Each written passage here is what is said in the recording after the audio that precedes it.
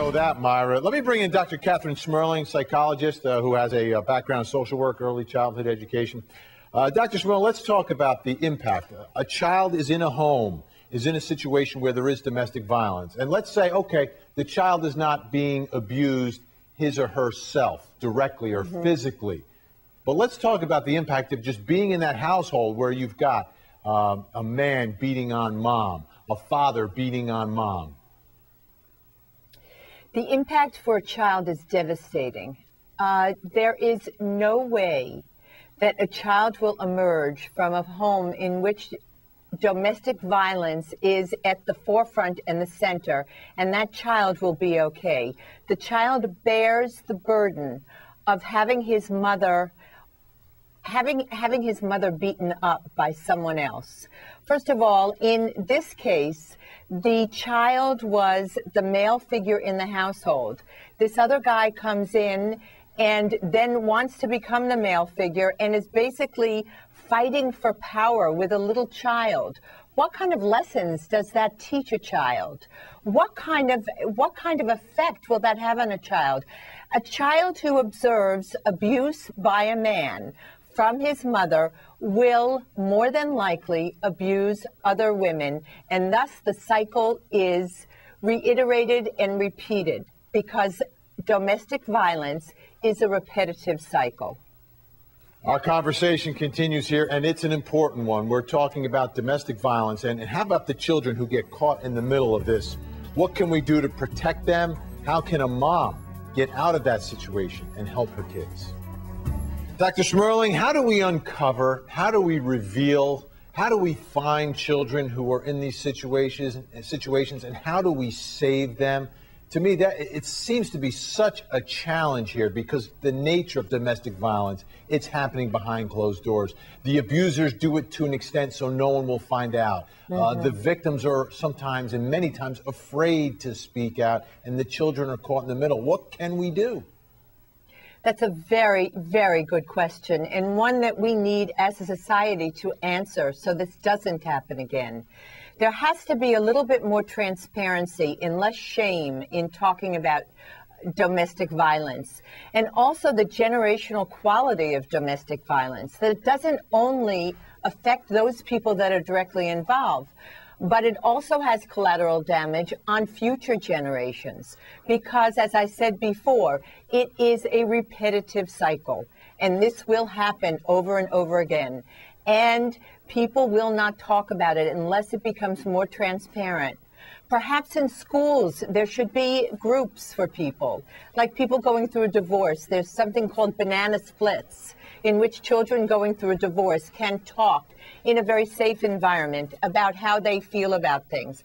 Why not do that with domestic abuse and violence so that there is some place that these children can actually tell people and they won't get into trouble? The problem with children is not a problem, but they're trying to protect their mother or trying to protect someone, so they don't want to talk about it because they don't want to also get their mother into more trouble because she has been beaten or she has been abused by other people. So it's a very complex problem, but one that needs to be opened up and more transparent, and perhaps the schools can begin to do that, and certainly with media. And you guys are in a wonderful position to open up the idea that it is okay and it is a moral imperative to be able to protect our children. Myra, is there anything that our system can do better? Dr. Smerling, I think about the children, you know, at different ages, obviously they're comprehending different aspects of what is actually going on. You know, for a 2-year-old, much different than an 11-year-old who was there trying to defend his mom. And I'm wondering, how do we get through to the children that, and do you think there's an educational process maybe that should be part of what we do in school, what we teach kids, that, hey, if this is happening, this isn't okay, you can speak out about it? Is that where we have to reach these children? Absolutely. There needs to be an educational process, just the same way that 30 years ago people didn't know that smoking caused cancer, and people now talk about it, and people are aware of it, and people do something about it. We can't get any change unless the whole situation becomes more transparent. And there is a way that starts in the school system in the concept of what a bully is. A bully is the same thing as someone who is a violent abuser, an emotional and physical abuse for a woman or a man, but that's what bullying is.